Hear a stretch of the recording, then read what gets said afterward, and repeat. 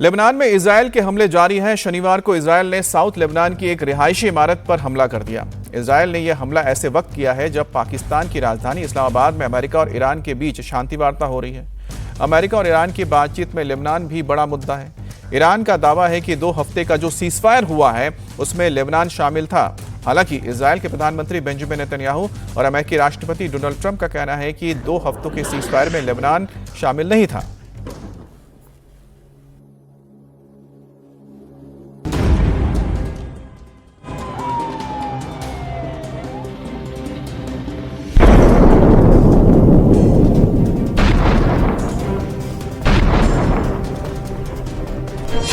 America Iran वार्ता के बीच Lebanon पर हमले जारी।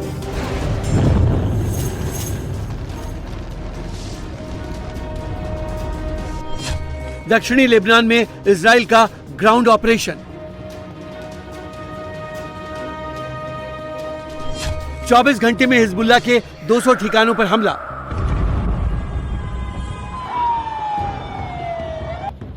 अमेरिकी राष्ट्रपति ट्रंप की अपील के बाद भी लेबनान पर इजराइल के हमले जारी हैं।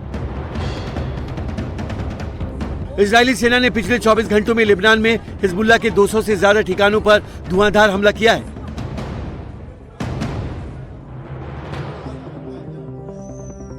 आईडीएफ लगातार हिजबुल्लाह के ठिकानों और ढांचों को निशाना बना रही है।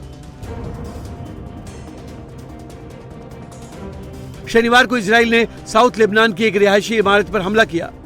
इस हमले में 3 लोगों की मौत हो गई। यह हमला साउथ लेबनान के नेबाती के मेफादौन कस्बे की एक रिहायशी इमारत पर ड्रोन से किया गया। इसके अलावा सिद्दीकीन, तिब्नीन और दिब्बीन के कई इलाकों में भी हवाई हमले हुए। इजराइल ने यह हमला ऐसे वक्त किया जब पाकिस्तान की राजधानी इस्लामाबाद में अमेरिका और ईरान के बीच शांति वार्ता चल रही है। बैठक में लेबनान में सीज फायर भी बड़ा मुद्दा है।